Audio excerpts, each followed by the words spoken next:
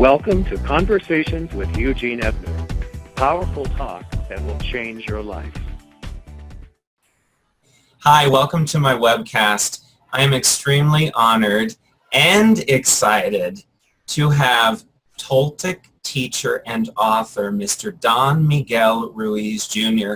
Hi, Miguel. How are you? Hey, Eugene. How you doing? How's everything? I'm doing wonderful. I am so excited to have you on my show today.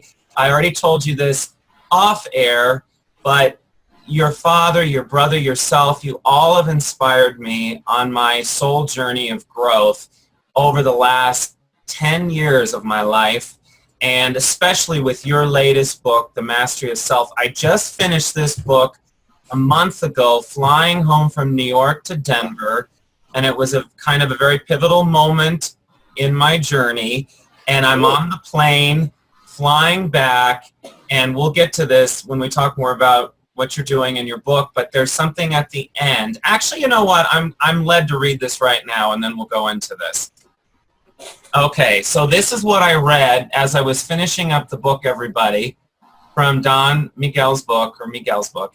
It says, I choose to forgive, I choose to engage, I choose to take action, I choose to use my voice for healing, and I choose to express the power of my intent through unconditional love. I am a co-creator of the dream of the planet, and I choose to end the cycle of conditional love. That was what basically, near the end of this book, I'm reading the book, comes to me, and that in itself, at that pivotal point, opened up so much for me. So I want to thank you, first of all, again. What has it been like for you, Miguel, to be raised and to grow up in such a powerful and, I want to almost say, magical environment with your father and his teachings of the Toltec? I can't even imagine the gift that's been given to you, not only now to be able to share this with other people, but how has it been for you growing up and evolving into the place that you are? It's been a wonderful experience. You know, I got to grow up with my papa. I love my papa. So just the man himself, I'm blessed. You know, I get to grow up with my mom, with my father, my family. It's been a wonderful experience. And as the eldest of my brothers, I got to experience my father's transition. I remember the man who was the doctor, Dr. Miguel Ruiz, neurosurgeon and surgeon and general surgeon, general practitioner, all those things he did. And then I remember the time where he began to shift a little. You know, he began to practice more with my grandmother. And I remember the man who let go of the medical profession and changed the direction in life. He followed his heart. Of course, that was a tumultuous time, you know, with a third brother on the way. He lets go of the medical field, and which is a risk in and of itself, of course. You know, all your hard work in that direction, and you're like, you know what, I'm going to do this. And the student becoming a teacher and learning how to teach, and watching him transform his own teachings from the old Toltec symbology and changing it little by little. It took him a good 10 years to develop his style, his technique, to the point where he was able to share what he calls common sense. So for me, the parenting style in the three stages, because I saw Dr. Miguel Ruiz was very rigid, very to the point, very, you know, proper, to the transition of he's going through his own process. He's de-domesticating himself. He's liberating himself. He's doing his own process. And watching him go between that big line in between the two, and then becoming Don Miguel Ruiz, and then having this laissez-faire style of raising us, which he allowed us to experience the consequences of our own choices and letting life become the teacher and him guiding us through that. And from there, you can say that parenting style changed, but my father was always fun to be around. He is incredible. He's still alive, of course. But him and myself and my brother were all following my grandmother. My grandmother is the real person who changed the direction of the tradition, and she's the one who opened it to a community. It's her passion that all three of us, my father, my brother, and I, follow and continue the dream. So the element of magic is correct in my family because it was always magical. Spirituality combined with science and Western philosophy with Mesoamerican philosophy, growing up in Tijuana and San Diego, the duality of two countries and two nations, the duality of living academia and spirituality.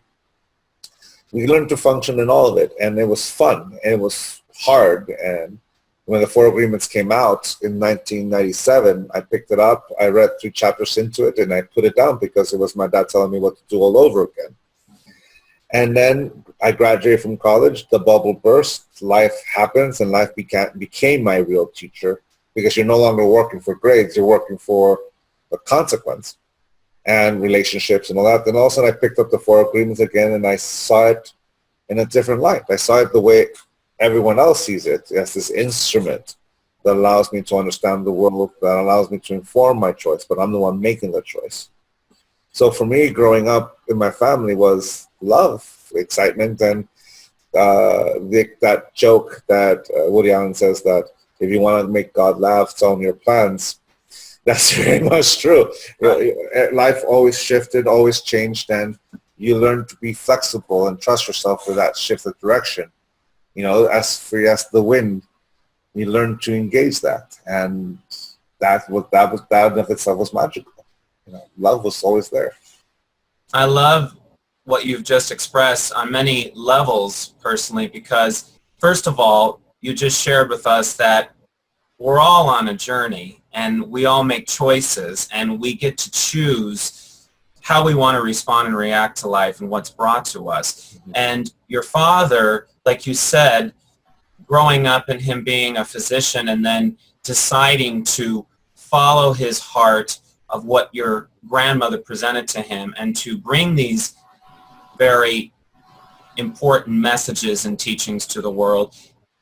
But as you said, you had to realize for yourself, when a parent is parenting you, you're like, I know from my own experience, you're like, yeah, okay, whatever, right? Even though you love him, you admire your father, but you had to realize along your own journey of awakening to say, wow, maybe this stuff really does work, and maybe it's time that I bring these principles into my own life and evolve and share this with others. Mm-hmm.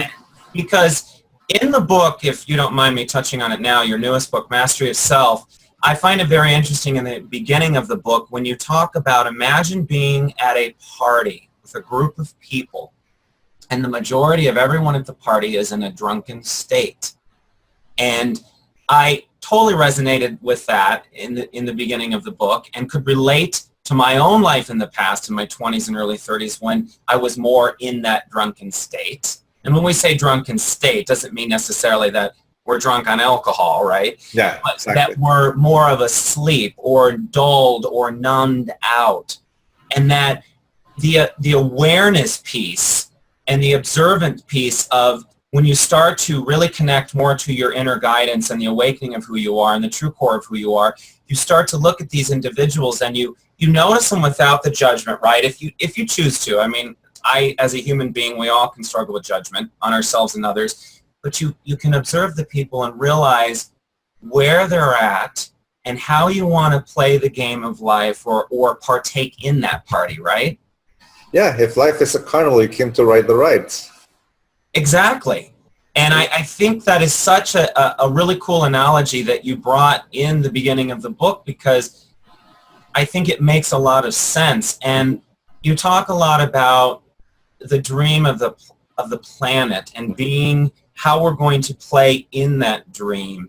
Mm-hmm. And can you explain a little bit more what you mean by that? Because I understand finishing the book, but some of the viewers and listeners might go, what do you mean the dream of the planet? You mean when you're asleep and you're in a dream, you know? Mm-hmm. Well, sure. Well, there's a couple of things, you know, the personal journey, like being a spiritual journey or rehab or whatever it is, we all do work for self-help, you know, be it if you go the Carnegie way or you go the Chopra way or Don Miguel Ruiz or psychology or psychiatry. We all do work to help heal the wounds that conditional love has left in our life. And it's usually a very personal journey. And then you have an aha moment.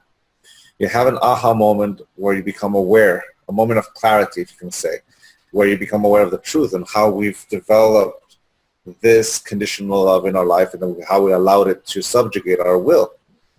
And then the process is how to heal that relationship within myself. Then you reach that stage where you reach this happiness, this stage of, in the image of sobriety. You're no longer drunk. You've cleared your perception of all conditional love that distorts your perception, and you're healed. Now what? Well, now we're part, like the image of the party. We're interacting with people who are in different stages of their process, of their journey. Some, like the image of the party, some are carrying a glass of wine and they've been nursing it for the last 3 hours, taking an occasional sip here and there just to carry a glass of wine. And then you're standing there and standing next to the person who's been drinking.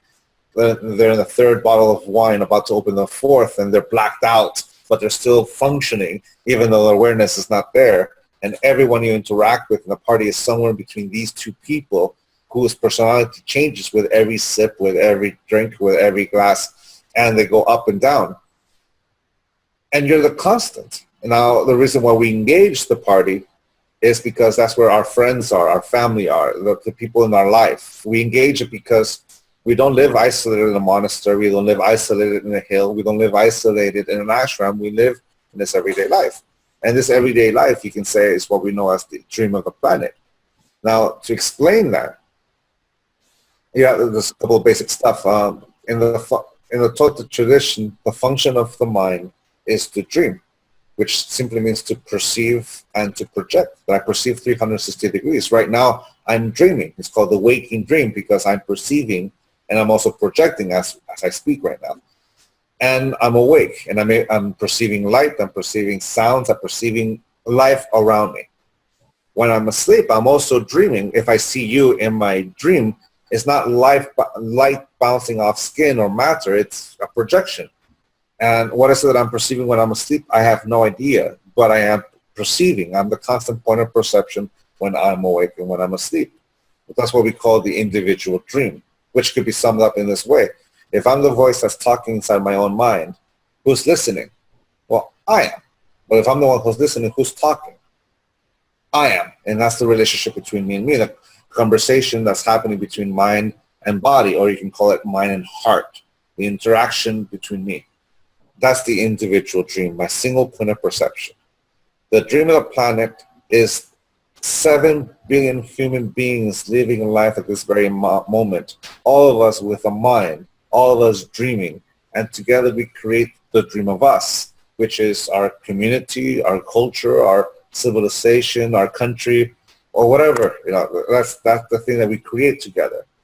That we all got together and created the internet. Someone structured it and we gave it form and shape with our constant interaction, and we're talking right now. We're talking in English. So when we talk about the dream of the planet, we're talking about civilization, or that system we've created with our mutual agreements. And it could be the most perfect nightmare, and it could be the most beautiful, harmonious dream. And they're both. That's the yin and yang.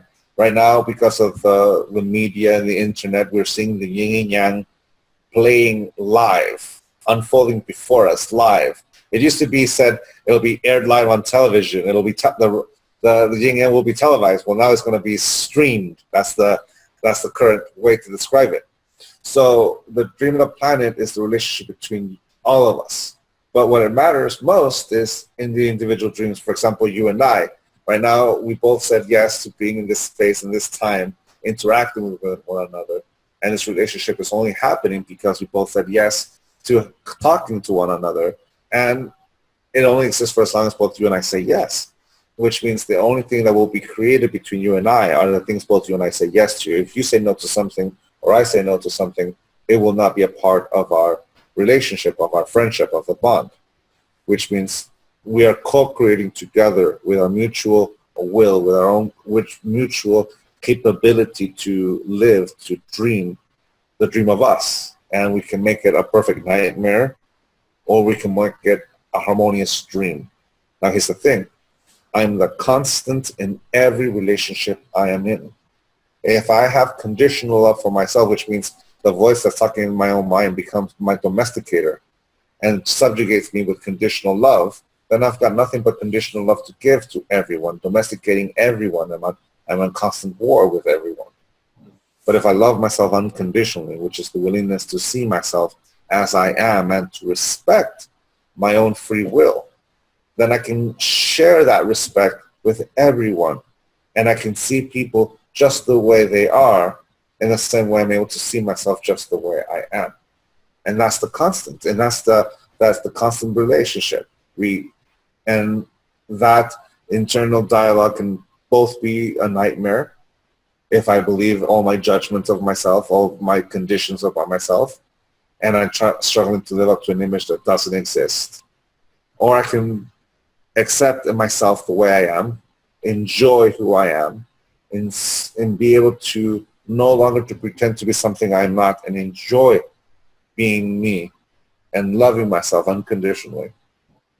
Then I've got nothing. I'm the constant opportunity for unconditional love in every relationship I am in. And that is the dream of the planet. It could be the most perfect nightmare or the most beautiful dream, and how I co-created with the people in my life is key.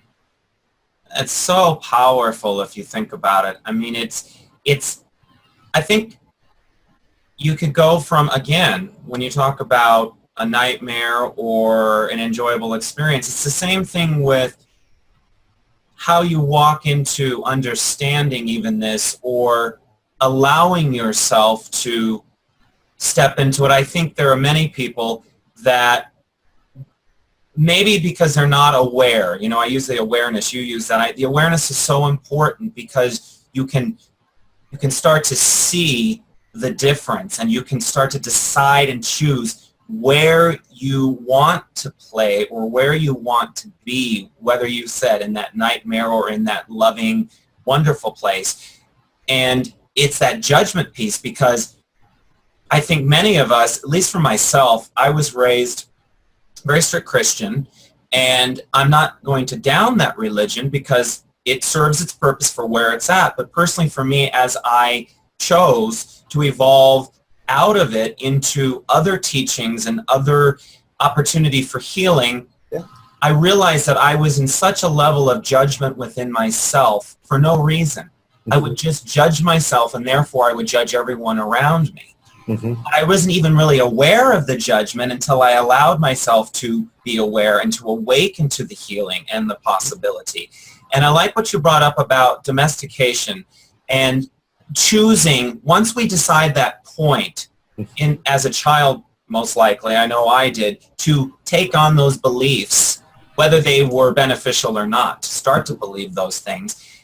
You bring up in the book that I'd like to talk about is the narrator within our minds, whether that's the ally or the parasite. The ally being the voice of reason and the voice of true, authentic spirit, right? True, authentic place of unconditional love. Or the parasite, which can be the judgment and the ridicule and the negativity. Is that correct how I'm explaining it? Most definitely. I also grew up, I grew up Catholic.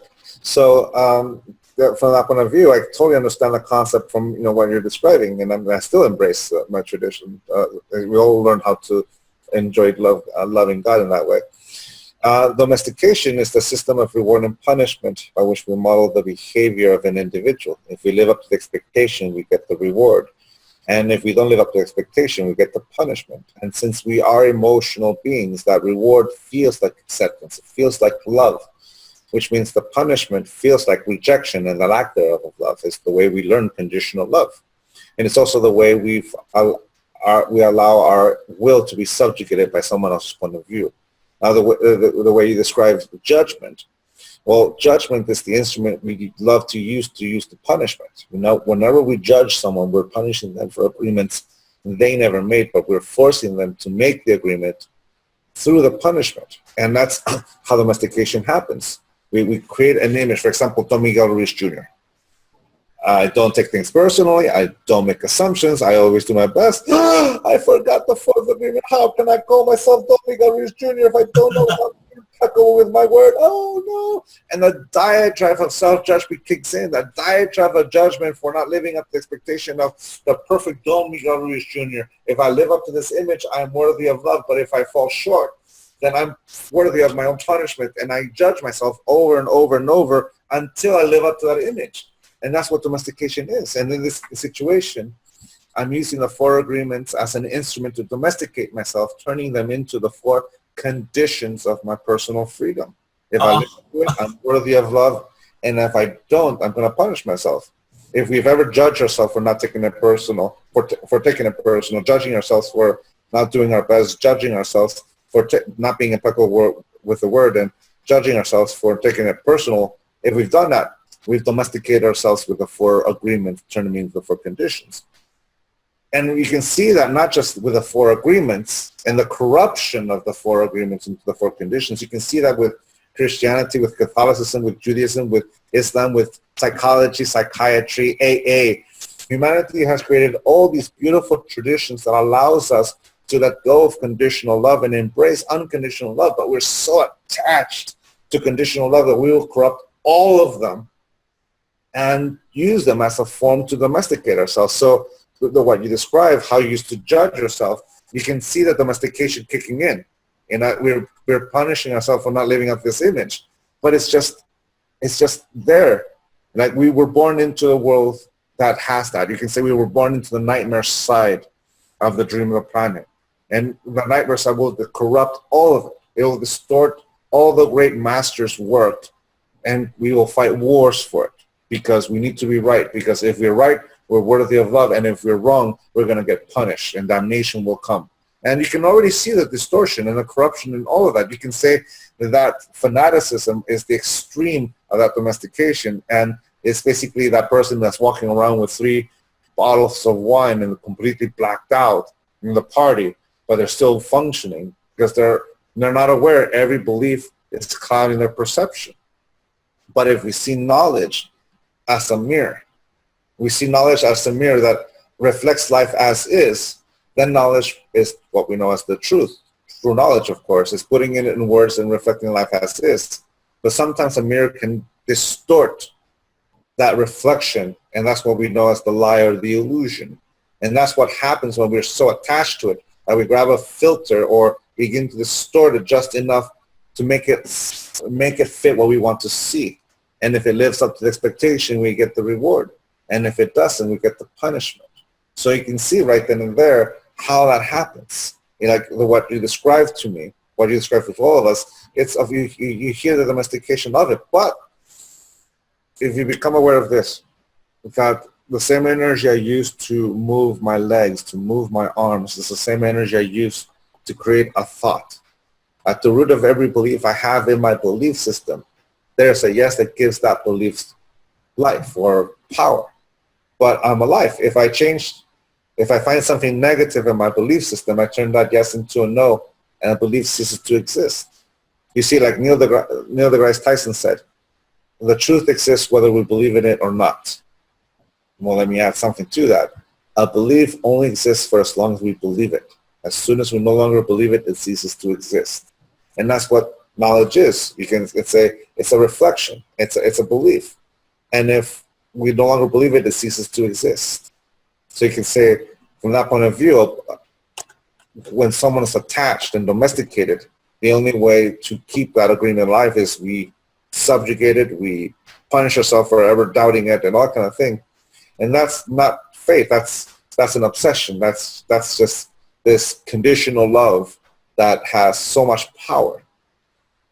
To forgive ourselves is what allows us to let go of conditional love. Forever saying yes to conditional love, forever saying yes to distortions, forever using the beautiful words of unconditional love to subjugate myself. And I'm using that with the 4 agreements, with the Bible, with Krishna, with Buddha, with the Siddhartha, with Muhammad, with psychology, psychiatry, AA. I've once watched an interview where they had 2 people who were done with recovery, one through 12 steps, one with a different program, and they were debating each other.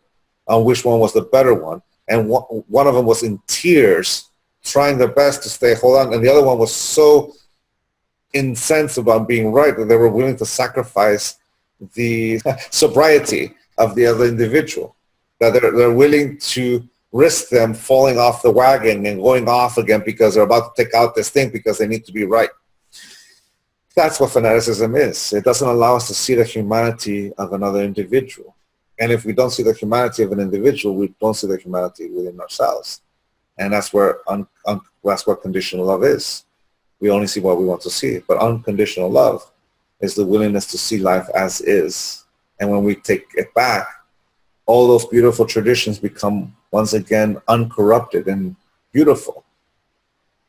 Amazing. I have to tell you, what you expressed right now, I just had chills up my arms in the sense, especially with the point that you brought up, that whether it's, you know, being Catholic or Christian or Buddha or New Age or whatever you resonate with, or whether you're in AA or CODA, or we can take that level, which the tools that are taught to us of forgiveness, unconditional love, and like you said, but we choose to make it our identity and turn it around into a conditional place, and the thing that is supposed to be about true unconditional love and forgiveness of ourselves and each other and the planet, we use not only against ourselves, but then on everyone else around us, which is the judgment piece.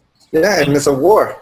It's a total war, and it's whether it's within a faith or a teaching or a religion. We see it in the election currently. We see it in Hollywood. We see it in business and in the medical profession. And when I say all of this, it's just, for me, it's a matter of fact. It's and you know, I'd like to acknowledge this, if you don't mind, because I have struggled, and I like to be very open when I do the interviews about my own struggles. I have struggled for years, not only with certain faiths, with the judgment and allowing myself not to judge back, but also with being in this business that I'm in, entertainment, media, and wanting to inspire and unite and educate and help others.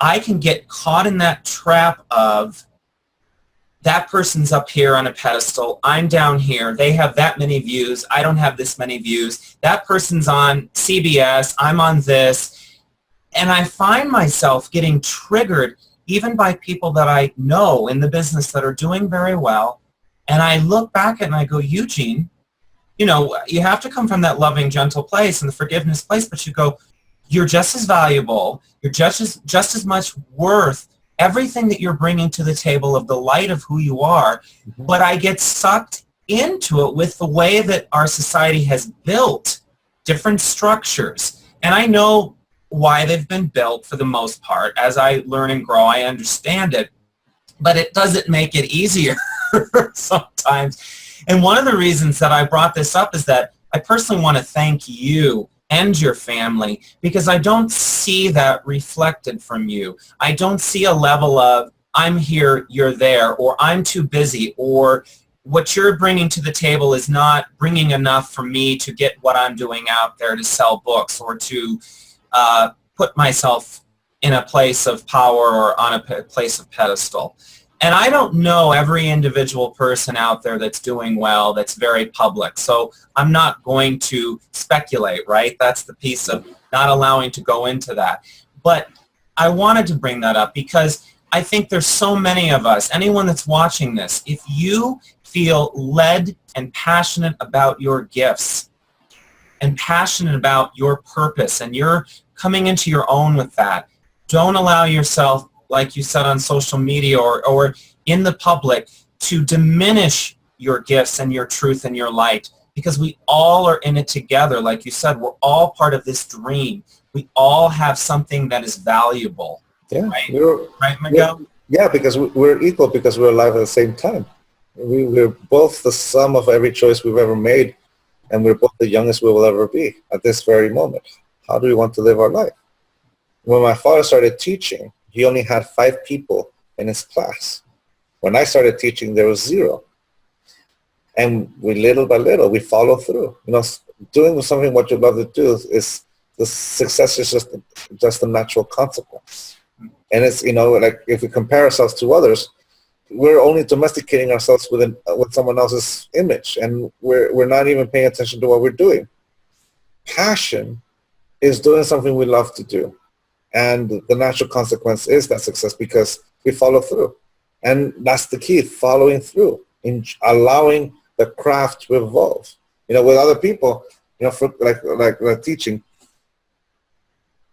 when there's so much domestication, when society teaches us to have that domestication, well, forgive them. They do not know what they do. That's my favorite lesson of Christ. Forgive them, Father. They do not know what they do, because they're completely attached to that belief. But when you wake up and you all of a sudden see around yourself and you have a moment of clarity, when you are able to see the truth of life before you, you have a choice. To either continue with the illusion or to let it go. And to forgive yourself for ever saying yes to that domestication. To forgive yourself for ever allowing yourself to compare yourself to someone else's craft, because we're always doing the best with what we've got. And at this very moment, we're evolving. For example, 5 years ago, 6 years ago, my skills wouldn't have been what it is now. Like right now, I'm able to flow because not only do I have the confidence in myself because I know I know how to do it, but I have this ability that I've developed over time to express and paint with words what I see with my mind. I'm painting with words. That's all I'm doing because I'm able to perceive it. And this was always changing because it's evolving. Life is always evolving, constantly. It's this painting that changes with every new stroke of paint. And it's constantly changing. And it's beautiful. And at this moment, this is your stage. This is where you're at. Follow through and you'll keep going up. But if you keep comparing yourself to someone, you'll never leave because you're trying to live someone else's dream. And when you're trying to live someone else's dream, well, of course you won't succeed. It's not your dream. But when you're living your dream, when you're engaged in what you love to do, when you're engaging, then of course there's a natural evolution, because instead of being work or this thing you have to do, it's something that you enjoy doing, and it's a craft that allows us to evolve. The musicians we love to listen to started barely with something and barely able to play their instrument. Picasso started somewhere. Don Miguel Ruiz started somewhere. Everyone started somewhere, and they follow through. And if sometimes our craft evolves in that way that it resonates with millions of people, and sometimes it resonates with 5. How cool is that? How cool is that it even resonates with just a few people? How cool is that? What an awesome opportunity. I agree. It's way cool. My motto is, if I inspire one person, if I connect to one person that therefore wants to grow in their life or continue to share their dream or their talent or who they are, then I am making a difference. I really appreciate everything you've brought up today. Can I add something to that? Yeah, of course. I still think that, but then I had a big aha moment, because you're right about that one person. And I used to think it was outside of me. Then I realized the person that is most important to have that resonation is the self. If you have a moment where you inspire yourself, wow, because we can't give what we do not have. If you want to inspire someone, we start with inspiring ourselves. And that fire, it's easier to share that fire because we have it. And that inspiration, it's all over our face when we share it. Yeah, it's unbelievable. As you're saying that even more, I feel like the emotion, that the joy and the excitement and the positivity that I have felt in this time that we have said yes to each other. Yes, I love that. I agree with you, and thank you. Thank you again for the reminder and for reminding all of us that we are not only valuable and important, but it is about inspiring ourselves, forgiving ourselves, loving ourselves unconditionally, growing through that, because we really are connected as one in this world. Whether we want to separate ourselves or not, we're not separated. Even if we choose to, in the stream of the planet, right? If that's what we choose to believe with, well, domestication, as you bring up in the book. That's what I love about your teachings, that you are bringing out to the world.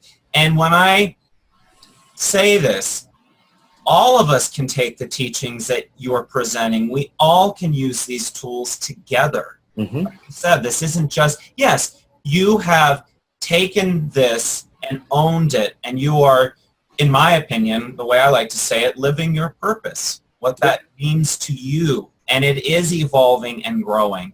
But like you just said earlier, you keep on having those aha moments, because we're going to continue to have those aha moments for the rest of our lives in the physical realm. Yeah, we're always learning. We're always engaging. You know, the moment we think we've learned everything, that's when life surprises us like, aha, you thought you knew, eh? Here we go. Exactly. Before we say goodbye today, which I don't want to, I could talk to you for 4 hours or more. Cool. Let's say someone's watching this right now.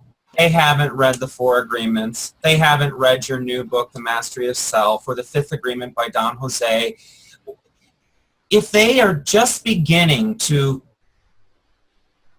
be aware of their potential, and they're saying inwardly, this voice, this inner voice, the voice of who they are, the spirit is saying, yes, yes, yes, I really want to begin to break out of these beliefs that no longer serve me.